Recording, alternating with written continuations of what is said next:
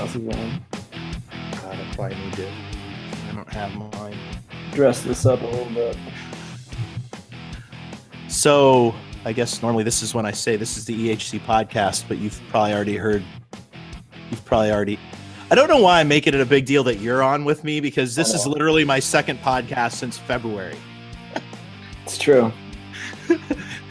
But for those three of you who have sent me private messages saying, when are you going to podcast with Mike again? Well, today. Hey, Mike. How you doing? So I went home for my not home. We went to Medina for my family reunion 2 weeks ago. It was the one day I did 1 hour of work during bar prep. The day I took off, I was like, well, go hang out with family. And I'm hanging out with my cousin. He's like, what happened to that Jim Pete guy? He's like, why aren't you podcasting with that guy anymore? I like that guy. You know, he has good takes, unlike you. And I was like, okay. Oh gosh, that's fair. Now everybody who talks to me is like, Hattery, where's he at? He's been gone. He's a real dumbass. Where are his takes at? He's I don't know, bar. Maybe he's gonna be a lawyer someday. I don't know, maybe not. We'll see. All right, no more talk about that. That's it. Until the next one. All right, so there's so many things we can talk about here, Mike. Let's just, I guess, probably the best way to start this is, since we're a couple days away from the trade deadline, the best way to start this would be to just talk about some guys that the Indians might be looking at. And I'm going to start it off with this. We obviously, the outfield has been an issue for the Indians in one way or another over the past 3 or 4 years. Brantley's been injured this year. He's been healthy, but, center field's always kind of been a question. We've always had some mishmash in center. Looked like Zimmer was going to kind of take care of that, at least defensively. And of course, he's out for the year, maybe more.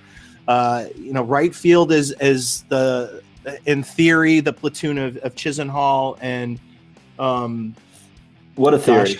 Yeah, well, I mean, in theory, the guy or Chisenhall, platoon, but of course, Chisenhall proves that injuries can connect from year to year as he's again out until, go figure, a week before the playoffs, just like last year. I'm cutting you off. I'm already pissed. All right. But no, this is the thing that you and I talked about a ton when we talked about the Brantley option. Chisenhall was a big piece of this, where we said, look, we're allocating between Chisenhall at $5 and $6 million and Brantley at 12. We're allocating 80% of what we're going to spend on the outfield on two guys who don't stay on the field. And even when they do, I'm sorry, they're not Brantley's been really solid and everything, but he's not he's an average to above average player. And I'm thrilled he's been healthy, but this was the thing. And you talked about this off air. We've talked about this for 3 freaking years, and we're no closer to just a competent outfield.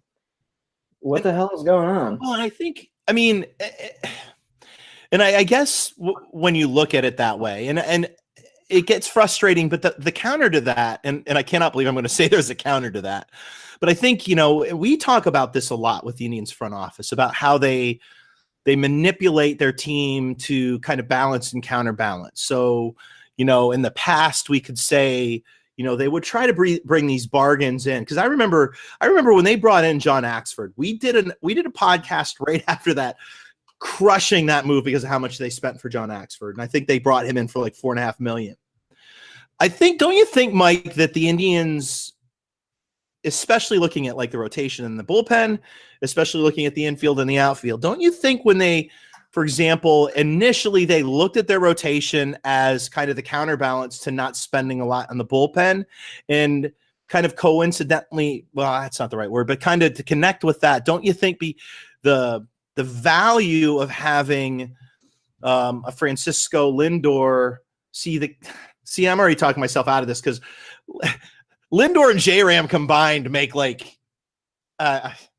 but I guess the counterbalance is you can manipulate the roster in other ways, and then maybe get away with not having a whole lot in the outfield, or play a chance at platoon, or hope for Zimmer's bat to kick in, or pray that Brantley doesn't get hurt. I mean, isn't this kind of the small market baseball that Chernoff and Antonetti sort of have to play with? Yeah, I think they also just did a bunch of really dumb shit. No, I think you're right. But I do think I think one of the things that's kind of been funny are like all these like little small deal hedges the Indians have done to like fill the outfield where it starts adding up. Like you're paying Davis to be like 1.5 to 2 million, I think, with escalators.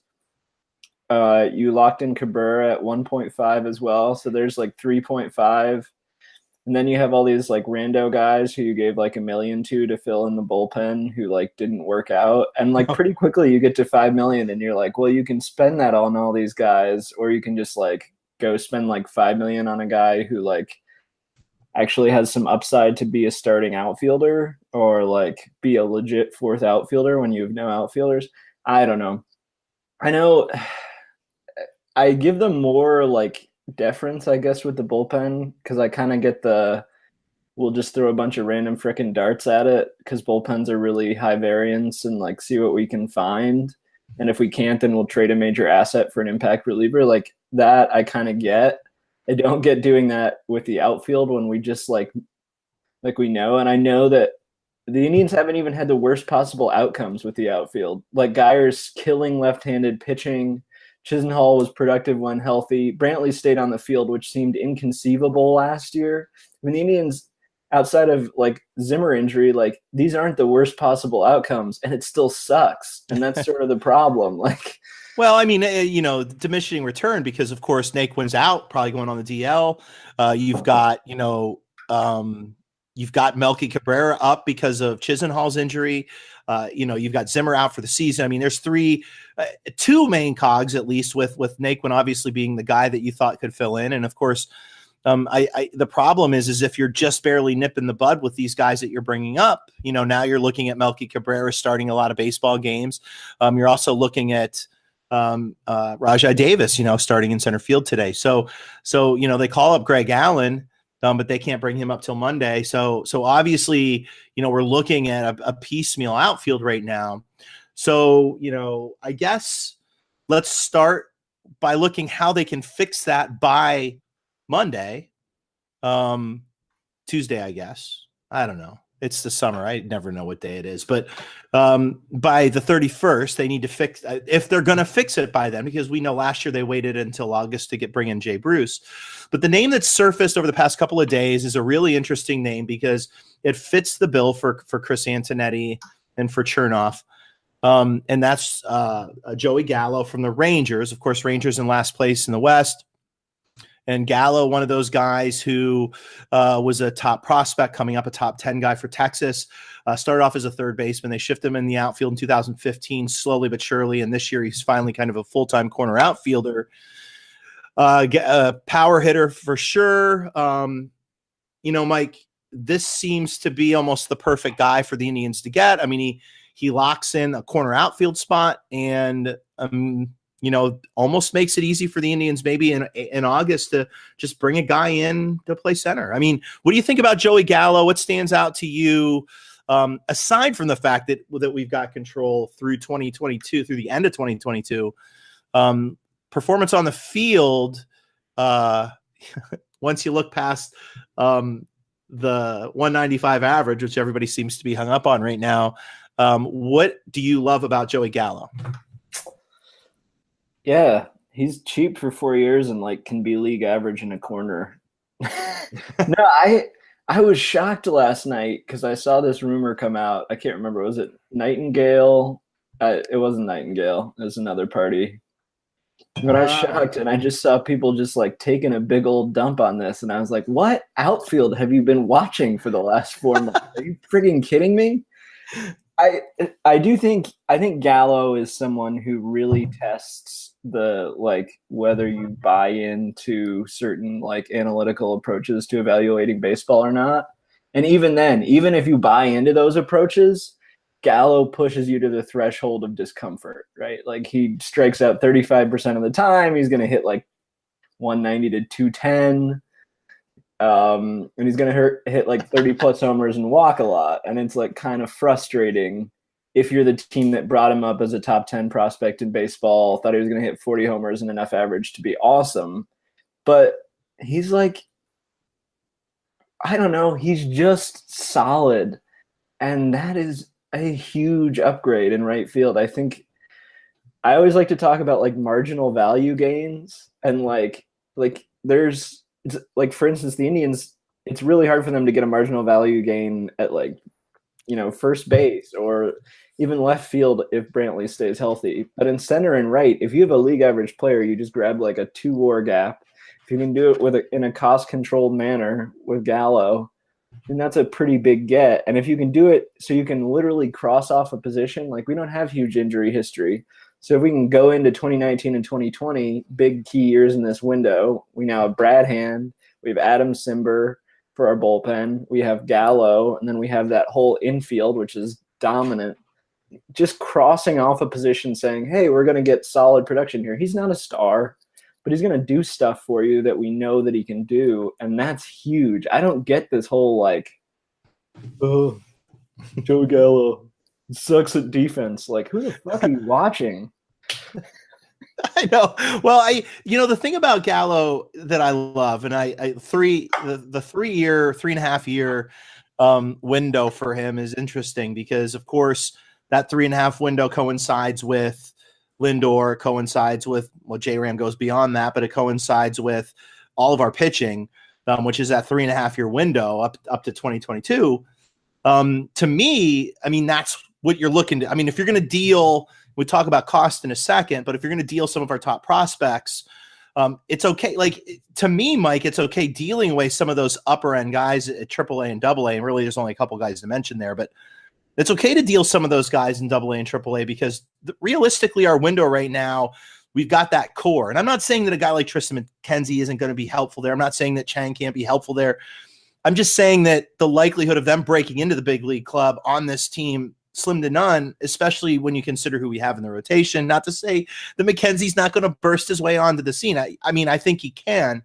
I'm just thinking that right now the Indians might be better off getting rid of him, bringing in somebody that fits that window perfectly. And, worst case scenario, you're probably dealing guys at the tail end of this window to try to replenish. But really what we want to keep, if we're going to keep people, and you and I are both come from this minor league background, we're probably wanting to keep those guys in the lower minors, right? I mean, to me, McKenzie, and I know people are probably going to listen to this and think, well, this guy doesn't know what the hell he's talking about. And Mike, I've hung on to some guys in the past in my head a lot longer than a lot of other people. But to me, looking at the major league club, McKenzie becomes dealable only because when this rotation becomes his is likely in 2022 or 2023 when the window's closed. Yeah. So do you give up McKenzie to get a Gallo? And what more do you have to give if McKenzie's part of that deal? Yeah, I think you do. And like I will say, to Jim's defense, I'm the real prick as it comes to McKenzie because like Jim is a far bigger McKenzie proponent than I have been. I guess I've been a little lower, just because I think his stuff hasn't been what we like keep saying it is. He's been like 88 to 93 with the fastball, which is really solid. I'm not knocking him. He has really good command control. But like when you start talking about his arsenal, it sounds like a whole lot like Shane Bieber's, except Shane Bieber's showing elite command at the big league level. And anyway, even though he got rocked the other day, so you can take a shot at me. I do think it starts with McKenzie. I'd move him. I'd move McKenzie in a solid second piece. And, like this is the thing where the Indians have had this sort of, I think the Indians like A- or like Arizona League through A+ is maybe the best it's been in 7 to 8 years. But I think that AA and AAA, you have a bunch of guys who've kind of killed their stock a little bit, or at least deflated it. We have Chang, Bradley, and Castro. And I'm, like I really like Chang, but he hasn't shown the power you want to see him tap into because it's a carrying tool, and he showed it last year and hasn't this year. And you have Castro, who I really like. I think he's young for his level, so we'll give him time. But we'd like to see more discipline. I think there's still a ton of risk in that profile. Then we have Bobby Bradley, who is repeating AA, hitting like 215, and he's showing a ton of power, but he's still striking out a bunch. So those are all those sort of mid-level prospects where it's like you hoped one or two of them would leap forward. They haven't, but they're still somewhat interesting for a team as a second piece. I don't know. Yeah, I think you do McKenzie and then whichever of those three a team likes the best. So they get that one. Yeah. So here's where because I think just based on probably where conversations went with Brad Hand, my guess is the Indians are holding tight to McKenzie. That they're only going to let him go for something big. So let's say they're in talks with Gallo right now. My guess is they haven't given in to McKenzie yet. And if they do, that deal is going to turn into something a little bit more than just a Joey Gallo. And this isn't to knock on Joey Gallo, but we obviously, and we talked about this off air, he's a sell-low candidate right now with Texas. Yes, he has 25 home runs. But, you know, of course, we're looking at a guy strikes out 35% of the time, which is actually an improvement over his major league career up to this point. With some other kind of warning signs that perhaps there's, you know, I mean, this could just be who he is. If you include a guy like McKenzie, with the Indians probably still wary a little bit about Andrew Miller, don't you think that bringing McKenzie into the equation likely brings another player into the equation? Like, for example, Keone Kela is a guy who's come up in the reliever, the right-handed reliever, pretty solid with a lot of control. If they include McKenzie in a deal, there's no way they're only getting one player, correct? I don't know. Yeah, I think you're right. The Gallo, I will say, I think Gallo is someone that's like really hard for me to put like a value on, and that sounds like dumb because I should be able to do it. I think one of the things that's gotten sort of weird is that guys who hit a ton of home runs sort of get overvalued by arbitration. And so I think that's something the Indians will be considering. So he's someone who, like, the margin on those years of control are maybe a little more limited in terms of surplus value. So then, yeah, I mean, I think you're looking at getting a second piece if you're including McKenzie. This whole market's been sort of surprising to me, though, because we've seen, I mean, the Hand deal, we saw like the best or second best reliever on the market plus another like really good reliever with long-term control get moved for a single prospect. Where, like, you know, I think, you know, the year of the Miller deal, and he's certainly not Miller, but, you know, that year we were giving up Frazier, who was a top 40 prospect in baseball, Justice Sheffield, who was a top 75 prospect in baseball, and then 2+ relief prospects at the time. And this time we dealt one dude for, and I, like, you know, Jim and I are both high on Mejia, but there's a point to which he's sort of like, his stock was sort of stabilized or falling this year. So I really have had trouble figuring out what's going on. And I think there have just been so many inconsistent deals all across the big leagues. Like the Familia deal was weird. The Kelvin Herrera deal was weird. He might get dealt again because the Nationals suck. You know, it's just, I've found this market super strange, and you'll see like the Royals suddenly get a decent return for Mike Moustakas after they move other pieces and get Butkus. Yeah. You know, like I have no idea what the hell's going on. Well, I don't know, and the problem I have with Gallo is he's certainly going to be a guy that a lot of other teams are interested in. Right now, the only other team that's been mentioned are the Phillies. So we'll see how that plays out. I don't see Gallo's certainly not going to be a guy who is going to get moved in the waiver period. So if we make it to the 31st and he's not gone, he's not obviously going anywhere. But, you know, we shall see. I'm only going to mention 3, maybe 4 other guys. I'm going to avoid the Nationals. I think they've won 3 in a row. The Cardinals are winning again, and makes me think that they're not going to be on the table at least before the waiver period. But 3 names were brought up today that are interesting that we've talked about on and off. I mean, the 3 names that were brought up today, Derek Dietrich, who our boy Gage Will is really high on from the Marlins, Billy Hamilton, who's, depending on who you talk to, people, you know, if you talk to Kevin Dean, if you talk to Sawchik, they're super high on Billy Hamilton. I like Hamilton a lot in certain scenarios. Right now with our outfield, I take him in a heartbeat. And then the third one is both, by the way, Dietrich would be 2.5 years. Hamilton would be 1.5 year control. Then the other name brought up is the rental. And this is a guy I think probably you're looking at dealing for an August, unless, going to sling him earlier, and that's Curtis Granderson. Any thoughts on those three? I mean, you and I really haven't talked a lot about Dietrich other than with Gage, and Gage and I talked about him 3 days ago. But what stands out about those three names, cost and are they worth a look? I guess Dietrich might be the most interesting to me, and I'm not super interested in Dietrich because I'm a bad person. Well, I mean, in our conversations, we've kind of nipped around that, and I'd love for the Indians to get him.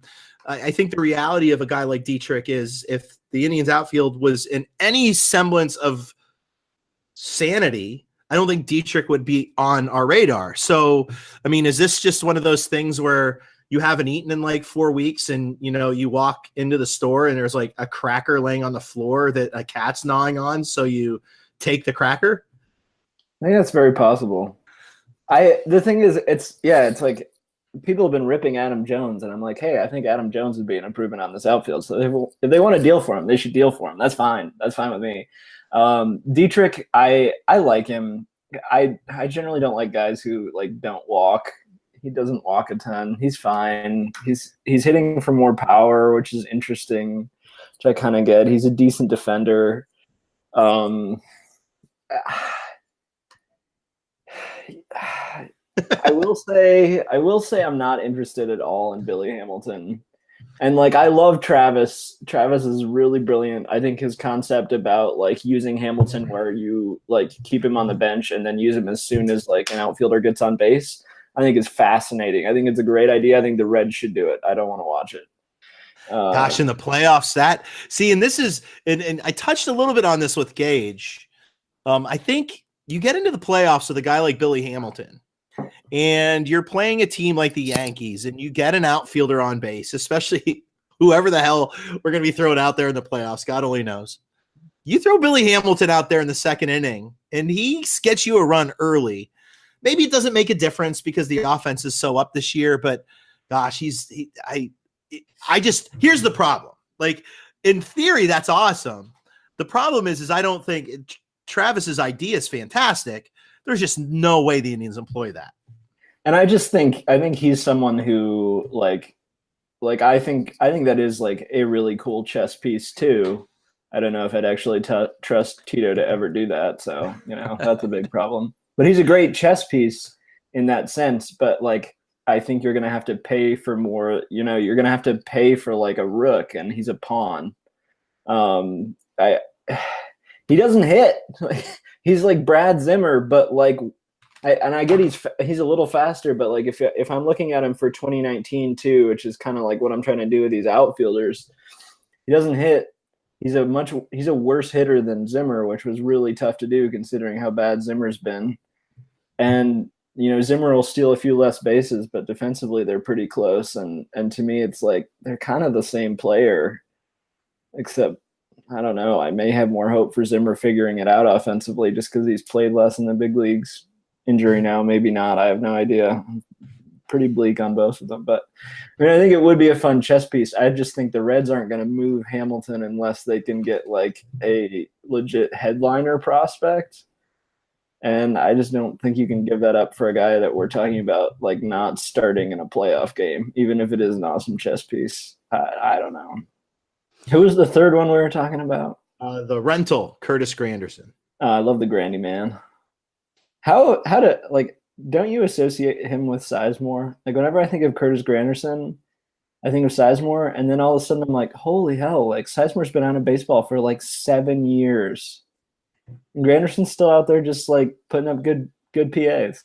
I don't know. Yeah, I it's kind of funny. And I mean, and the Blue Jays have about, and we'll get to them in a second. But I think the one neat thing about Granderson is we've gotten these kind of ragtag guys over the years, Rajai Davis being one of them, Austin Jackson being another.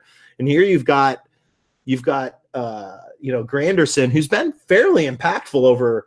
I mean, this is a guy who, gosh, I want to say hit 20 plus home runs last year. It's a guy who's hitting lots of home runs. He's still pretty okay in outfield. I mean, obviously he's not great, but he's not Michael Brantley. And I know, gosh, the Twitter takes today on Brantley being pristine and great in the outfield. I mean, who are we comparing him to? But yeah, it's kind of funny. Like Grady Sizemore is, you kind of hope to see him in spring training, like helping out some of our guys. He's like 34, and Granderson's still out there playing. I mean, to me, a guy like Granderson, even a guy like Hamilton, if you can bring them in for chump change in August, you bring them in. I don't know. I think the Reds are thinking they could contend next year. I don't think there's going to be too many dealings going on there. So I don't even know that talking about the Reds right now. I think Hamilton's the one guy they would deal. Be nice to get a Schebler, but such is life. But let's talk about the Blue Jays, Mike. We kind of bantered around a few names. They have some interesting ones, Granderson being one of them. The other one I think that doesn't have any control, it would be a rental, is I'm pretty sure Pilar's a rental. And then the one kind of wild card out there is a guy that we both talked about last year at the deadline. That's Randall Grichuk. He's there, and he's, I'm not saying he's launching out this year, but he's, other than some injury problems, he's been pretty decent over the past month. With the Blue Jays, laced with Indians guys in the front office, I mean, doesn't it make sense that these two might tangle? You mentioned Pilar yesterday. Isn't it possible we get one of these guys for the Blue Jays, maybe on the fly in August, or maybe even late in the day on the 31st? Yeah, I think the Blue Jays make a ton of sense.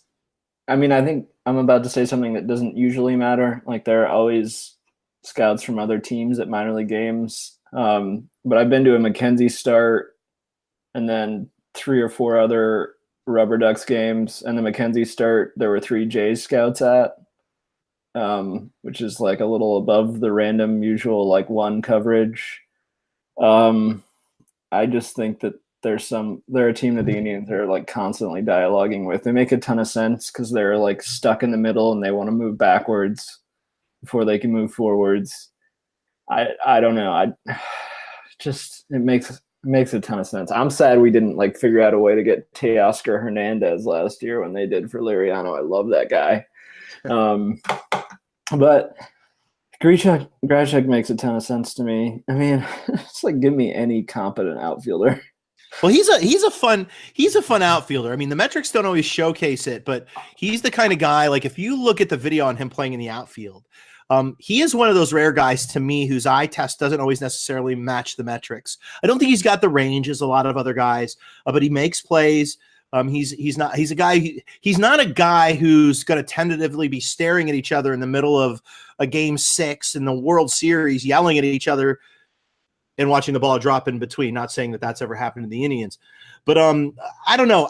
I think that there's a lot of play here with the Indians and the outfield. I think that the Naquin injury might make them a little more aggressive. And I think the neat thing about the Indians since trade deadline 2016 is that a lot of times they're talking to teams about players that we don't quite know about. As they proved with this Brad Hand and Adam Simber deal, that really, I don't know that out of the blue is the right way to call it, but I do think that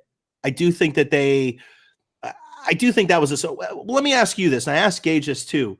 Was it a surprise to you that they made that deal so quickly after the All-Star break without? I mean, there was really no leak there, and the fact of the matter is they'd been talking to the Padres, according to Antonetti, and I totally believe this. They'd been talking to the Padres since trade deadline last year about Brad Hand, and I think you and I probably potted about that last year. They've been talking about Simber since spring, which says it all about this front office. But how surprised were you last, I think, Wednesday or Thursday when that deal went through? Kinda. It's funny. I like 3 days before, I like was deleting all my social media apps and stuff, and I sent a Twitter DM to Adam Burke and like 1 or 2 other guys, and I was like, "Hey, like, I'm leaving Twitter. DM me when we trade for Brad Hand." But I was still shocked. Somebody was like, "Holy shit, Mike, it happened." I got a DM, and I was like, "Oh, okay, that's great." So I was pretty surprised. I was joking when I said that. I think it's pretty pretty interesting. I do think generally the Indians, like, if you don't hear them about them talking to a team, like, that's when a deal's going to happen. Like, the Gallo thing to me, like, once it leaks, it means that deal's kind of dead on the vine. Yeah. Well, I mean, it's very true. And they do sort of send these things out to kind of deflect what they're really doing. So, I don't know how this Naquin injury is going to affect them, but I don't know. I don't think that the Brantley, Rajai Davis, Greg Allen, Brandon Guyer, Melky Cabrera outfield, I don't think there's anybody on the field or in the front office who's going right now, yeah, I think maybe we can push through with these guys. So I guess we'll see. And the Naquin injury, I don't know. I mean, the fact that I'm worried about Tyler Naquin's injury, oh my God. I was like a Naquin apologist even too. And I'm just like, I don't care. Like, it's just they're so bad. And then they like call up Plutko, and I guess like Clevenger's sick, but like they call him up and it's like, you didn't use the pen that much this week. Like, why is Plutko getting called up when you're starting Guyer against a righty who has a handful, not a joke, a handful of hits against right-handed pitching in almost like 75 plate appearances this year? It's negligent managing. Like 2 nights after they used Allen in a tie game and leverage, you're like, oh yeah, it's making sense. And then we're like, you know what? Screw it. We're playing Guyer against a right-handed pitcher by choice because we can.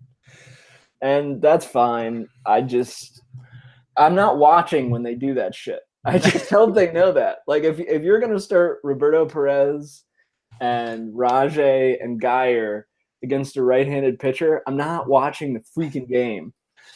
All right. So I guess we should probably start heading towards wrapping this up. But you want to talk a little minors? I want to pick your brain a little bit, Mike, since you've had a little bit of access this year. And I know you haven't been to a game in a while because of stupid bar, but the unimportant stuff.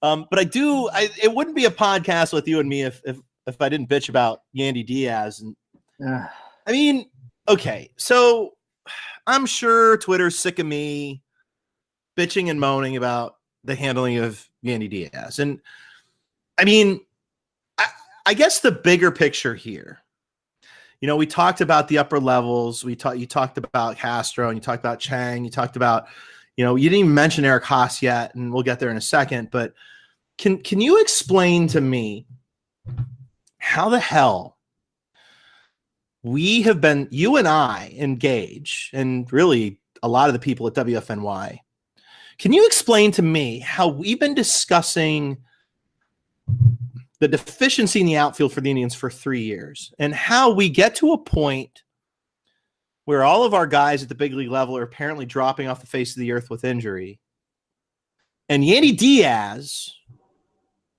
is somehow not as good a defender in the outfield as Melky Cabrera.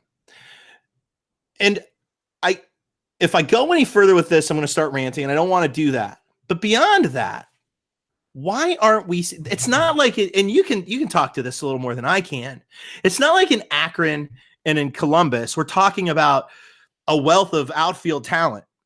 Can you explain to me how the Indians aren't putting some of these guys who are definitely logjam behind, say, Lindor, J-Ram, Kipnis? Can you explain to me how none of these guys are getting outfield time? No. Here's what's been explained to me whenever I have publicly said anything about Yandy Diaz not getting time at third base, and I get things sent to me from people. I'm glad it's not me anymore. Chiding me in the organization. And the thing that I have heard that is the impediment to talking about Yandy Diaz's defense publicly, positively at third base is that not that he didn't take reps at third, but he doesn't take extra reps at third, was the criticism, while Giovanni Urshela and Eric Gonzalez were willing to take extra reps at third, which is great because they can't frickin' hit. So that's their goddamn job. Okay? That's fine. And I'm not saying he shouldn't. But I just don't buy that as an excuse. And that's like the off the radar excuse that I think gets pushed to a lot of people. It's something that got pushed this spring, and you'll see it with Pluto, where it's the sort of like he needs to do defensive work. But when you hear from people in the org at third base, I know I'm not talking about the outfield thing, but I just want to say this because I think it needs to be said. But when you hear people like from the org talk about it, they talk about him being like a potentially impactful defender who like isn't quite as consistent as they'd like, and they want him to take extra reps. Not like he's a liability defensively. They just want more from him, which is kind of like he's 26 years old. Put him in the big leagues or don't. We're done with this conversation. As to the outfield, if who the hell is in the outfield? I like Connor Maribel. I shouldn't give Connor Maribel a hard time. Who else is there? Brandon Barnes. Do I need to get Poppy? Don't preach. Do I need to get Brandon Barnes outfield reps? Do I need to make Poppy? Mike Poppy has played the outfield for a long time, and I swear to God, you put a glove on Diaz, and he's going to be a better defender. Well, I see. This is my thing, and I'm not just okay. So let's. I got to back out of this for a second. I want to mention Sawchik's piece. You and I have both quoted this piece all year, talking about the diminishing need for necessarily having great outfield defense, only because with the fly ball revolution, there's a lot more home runs. There's a lot less balls hit to the outfield. So defense doesn't necessarily have to be a marquee thing in the outfield. I'm not saying you should drag out dead people to the outfield. And everybody probably thought of a person in the Indians outfield when I said that. All of our friends. It was a different person. Everyone thought of a different person because they all suck.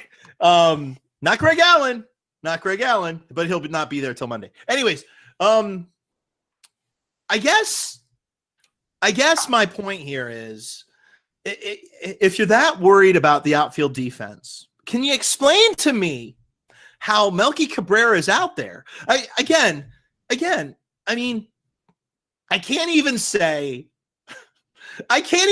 about Melky Cabrera that if he was like the sixth guy, I get it. Mike, this is a guy. Okay, when they actually traded Michael Martinez to other teams.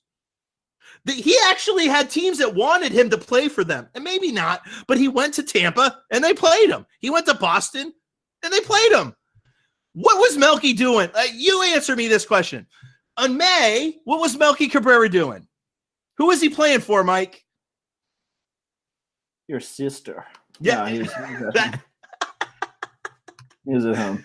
No, he was taking cold showers. Yeah, because I don't have a sister. He couldn't even be there. No, my point here is they took literally Melky Cabrera from nowhere. They put him on the team. They cut him. Nobody wanted him. He didn't want to come back to the Indians until he realized, oh, yeah, nobody wants me. And then he knocked on our door again, and here he is. I guess, and again, I'm not trying to – I sound like a raving lunatic. I get that I am. But we're now looking at a scenario where we have Rajai Davis, who's, I guess he's fine as a fifth outfielder, fourth outfielder. But now he's got to start probably more often than not, unless you really believe that they're going to start Greg Allen. You've got Melky Cabrera, who's basically playing in right field every game. He's either starting or he's coming in to fill for Guy, or depending on the scenario, depending on who's pitching. You can't tell me that. I mean, maybe you and I in right field is worse than Melky Cabrera. Maybe our arms aren't as good as his. But I mean, come on. What's the deal? Like, can you help me explain the Andy thing? Like, how do you put him out there for 30 games and then decide, yeah, he can't do it? Francona doesn't like him. God. Like, we know that's the actual truth. And I'm sorry for saying that. Like, but I'm just like, there is no piece of data or information that explains this decision other than like they don't really like the guy who makes lineup decisions doesn't want to put him out there. And so they can't put him on the roster because the guy who makes lineup decisions doesn't want to put him there. And I mean, that's his prerogative. He's won a lot. I can tell you that, Melky Cabrera sucks. He's not a good professional baseball player anymore. Nor is Rajai Davis, really. but he's at least serviceable. He makes sense as a fifth outfielder, not one who's going to play 5 days a week now. So that'll be fun. Cabrera's fun because I don't know. He's paired with Geyer, who is the only person that Cabrera might be worse than defensively at this point. Geyer looks lost anymore defensively. His body is not the same. All right, so it's unwatchable. Like, you have a chance like every night to watch like 2 of the 5 best position players in baseball. And sometimes when I get to like the second inning and I'm like, oh, it's going to be Geyer and Davis and Cabrera coming up, I'm like, why would I watch this game? This team does not want to field a rock. It's not like this is fine when your best player is Shin-Soo Choo. Like, that's fine. But like, it looks so. This is one of the first times I've ever just like been so frustrated with the Indians front office where you're like, this looks so bad. Like, you have Jose Ramirez putting forth like one of the best Indian seasons in the last like 40 freaking years, and we have to watch Melky Cabrera like play on this team daily with a team trying to win a World Series. And like, I understand their limitations, but they're not that limited because they're paying their 2 best players $1.5 million for $100 million worth of production. Like, it's nuts. And they don't pay their starters, and they don't pay freaking anybody but Jason Kipnis and Yan Gomes and Edwin Encarnacion. They're the ones making all the money.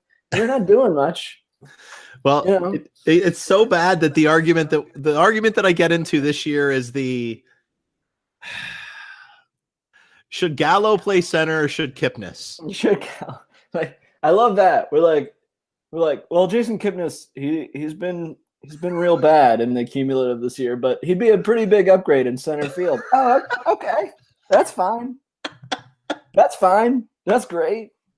Oh, man. I also enjoyed the period where we were like, well, for the last 26 days, if you exclude each Monday, Kipnis, he's really outplaying Machado.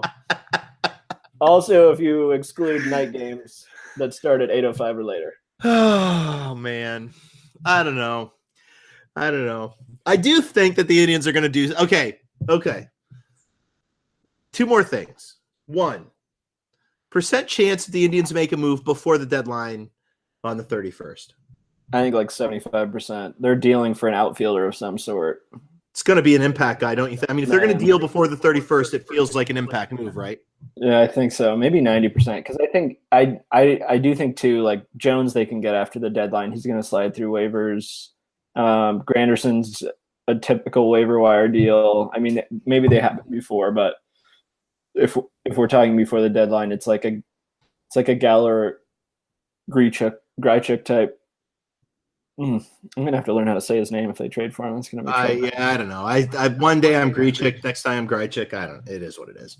They know who we're talking about. Randall with 1 L. Let's just go with that. Randall. Part 2 of this is, we've always tried to make sure to talk about minor league guys. I'm going to keep this fairly generic today, just because we're pushing in on that hour. We could probably go for a lot longer if we start diving into this minor league stuff. But tell me about somebody, Mike. You spent a lot of time, especially at Akron this year. Tell me about somebody, and it can be somebody you've written about too. I'm going to take Eric Haas off the table. He's exploding. I'm not saying you can't talk about him too, but you've been on Eric Haas for about a year, and he's really exploding over the past month. Well, really 2 months, month and a half. But tell me about somebody who you think is going to be extremely impactful for the Indians, who you've seen over the past year in Akron and the few other stops that you've made in other stops. Oof. Akron's been pretty weird to go to this year, let me tell you. Past Triston McKenzie and Bobby Bradley, I will say I think like the most interesting relief prospect I've watched in a long time for the Indians is Henry Martinez. And I think he's someone who is like, people talk about Lovegrove and Mitch Brown. I think Brown is kind of interesting too. I think Henry Martinez has like 95 to 97 with a hard slider, and some days he really commands it. So he's interesting. I don't know, man. But there's so many bullpen arms that are blocking him, though, Mike. Yeah, what is it in AAA? You got Ben, I give up barrels, Taylor, and Alexei Ogando. Who is I? Sorry, I'm not sure about that. Alexa doesn't like what I just said. She's pissed. I was like, who the hell is that? I don't know that voice. It's actually my wife, but no, I'm just kidding. Yeah, I think super fascinating. The one guy who has sort of been hammered into me from people I've talked to is Oscar Gonzalez, and he's someone who I've long been super skeptical of. Not long. I mean, the guy's like 20 years old, so I don't know how long I could have been skeptical of him, but he doesn't walk a ton, but he's made some pretty solid gains there, and he just hits the ball really hard. He's really interesting. You and I were texting about this the other night. I think Palacios is someone who's a guy in this draft who's been promoted twice from Arizona to short season to Lake County, which is just, I think one of the things Jim and I will talk about a lot when we look at minor league prospects is how the team prioritizes them and how the team relates to them. And so when you see that, your eyes should immediately pop. That's interesting. So to me, he's somebody at the top of the list of who I'm going to be monitoring going forward. Nolan Jones, big Nolan Jones fan. I was like I'm still fairly concerned about whether he sticks at third, but he's made some pretty big strides there. And he has that like futuristic, he walks a ton, he hits for power, he strikes out a little bit, sort of profile. So I think Jones is someone who's sort of flown through the system. So I've heard some interesting things too about Nolan Jones. I've kind of kept close to the vest, but maybe you can talk. I don't know what you've heard. Fire him off. Let me know. This is off the field stuff, and I think, there are three brands of players that you hear about in the minor leagues. You have the rarity and the Lindors that you hear all of these amazing things, and then you get to witness them, and that he does just off the field kind of demeanor and behavior and this sort of mature kid for his age. Heard a few things about Nolan Jones in that regard, that he takes to coaching really well, that he has a personality that sort of connects with other guys on the team. Might Nolan Jones be just one of those exceptional guys that maybe on a different level, just kind of moves through the system, kind of being a guy that players gravitate? Yeah, I think it could be. I mean, I've talked to him twice. I will say I think he's been one of the funniest interviews I've ever done because he referred to me as sir the first time he answered a question, and I'm 25 years old, so not a huge fan of that in general. 25 going on 62. So I found that very uncomfortable. Please. But yeah, I mean, I think he's someone who clearly works really hard. And talking to him, one of the things I was most impressed with was how much he had a plan and how much he talked about how he modulated his plan throughout the game. He talked about how he would sort of adjust based on a pitcher in terms of what sector of the field and what sector of the strike zone he wanted to use after his first plate appearance, and how that sort of dictated at bats against the starting pitcher, which that doesn't sound inherently super complicated. But when you talk to a lot of like 18 to 23-year-old guys talking about this stuff, it's actually not something you hear a ton. Yeah. And I'm not knocking these guys for being dumb. I'm just saying that's not something you hear a ton, especially for a guy who was 19 going on 20 at the time I talked to him, playing in Ohio where he's like hundreds of miles from home. I mean, I just think, that to me was impressive, and not something I get when I talk to AA guys who were 3 years older and I asked them about adjustments they made, and she's really seeing the ball better. And I'm like, well, that's great, but I can't use that. And also does not make me more optimistic about your adjustments. Yeah. Well, I think, with a guy like Nolan Jones, I think that, as he's slowly climbed through the system and they're really taking care of him the right way, I think you're starting to hear some of the same things that you heard about Lindor. This is not a comparison to Lindor performance-wise. It's just this is a kid, I think, that's an IQ kid that is one of those kids that, kind of brings a team together. And again, that's gray matter. I'm not trying to say, 5 years from now, he's going to be the next Lindor here in Cleveland. It's just they're rare players that kind of work their way through the system that you see level to level. Not only do they improve their statistics, but they also sort of have those intangibles that a guy like Lindor has seemingly all of. I don't know. Go ahead. Sorry. No, go ahead. Jump in. I thought you were going to wrap, but I was going to say, can we hammer home that we're super excited about Luis Oviedo? Oh gosh, if they deal him, I read an article yesterday about Justice Sheffield being the number one prospect in the Yankees system, and I cannot for the life of me tell you what will happen to me if they deal him. If they deal him right now, I'm so afraid that they're going to throw him into a deal. I know he's a classic, he's a huge climbing asset second piece in a deal. Oh, God. Oh God. This is the thing. I remember that was the Miller deal was when we were still at EHC, and I remember talking to Grimm about Sheffield, who shout out to John Grimm, who just got back on Twitter, but Grimm would constantly talk about it, and if you track K percentage and walk percentage at all as strong indicators as related to age, Sheffield was off the charts. And then we were like, oh God, this could really blow up. This could really blow up. And it really has. It is really blown up. Mike, he's striking out 12 a game and he's walking less than 2 a game. Yeah. He's the deal. They can't deal him. I know. He's the real deal. We got rid of gosh, I do wonder too, there's an extent to which I'm dragging this out way too much. There's an extent to which the Yankees are developing pitchers. They just turn out these dudes who they suddenly add 3 miles per hour velocity and throw more strikes. And we're watching the Indians organization where we're like, man, it's really too bad we don't have a decent reliever. Those are hard to develop with 40 draft picks a year and unlimited resources to develop. That's too bad. The Yankees legitimately have 8 guys that are going to be factors in a major league sense in the next 3 years. Velocity wise.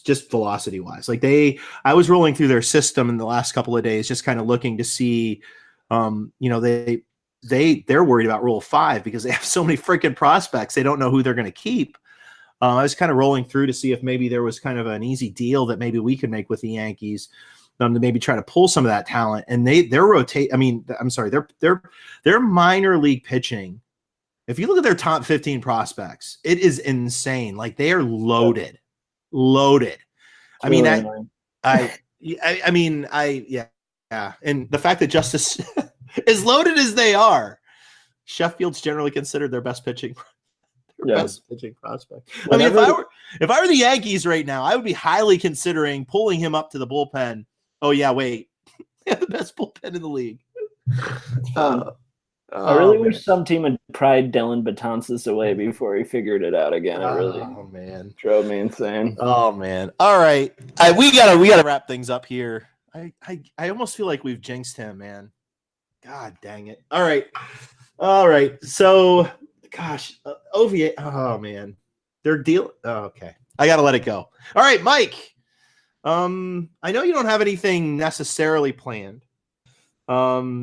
With the deadline looming, though, do we expect to see a little more Mike Hattery at EHC? I'm sorry, EHC.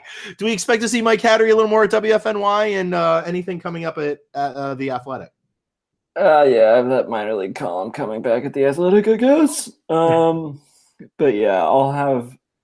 This is my favorite time to write. You know that. This is my favorite time to talk baseball. Trade deadline is its own competitive season. That's largely irrelevant, but I still love it to death. So yeah, we'll be pounding some stuff out. So pay attention the next few days. Mike will be throwing some stuff out there. I'll be throwing some stuff out there. Gage will be throwing some stuff out there. And aside from the fact that he just had surgery on his nose, it does appear that I think it was interesting today, Mike, that John Grimm returned There are these rumors. I keep hearing them. A bird landed on my perch and pecked out in Morse code. That not only is Grim back, but we might be seeing Gage Will pretty soon. Have you heard this rumor? Gosh, I would be thrilled. I'm glad he finally got his nose fixed, though. He's getting a little big. All right. On that note, we're going to wrap things up. The plan going forward with the podcast, in whatever form and whatever shape that Gage, Mike, and I, and all of us, two of us, I don't know. I'm sure one of us could probably talk for an hour, especially with the trade deadline and the waiver stuff coming. And as we start heading towards the playoffs, and we start seeing this team sort of fall into shape, talking a little bit about what we need to be doing as we head that way. So be expecting more podcasts from EHC at WFNY. With that being said, any last shots, Mike? I got nothing. All right. On that note, we'll see you again 2019. Peace. Have a good night, everybody.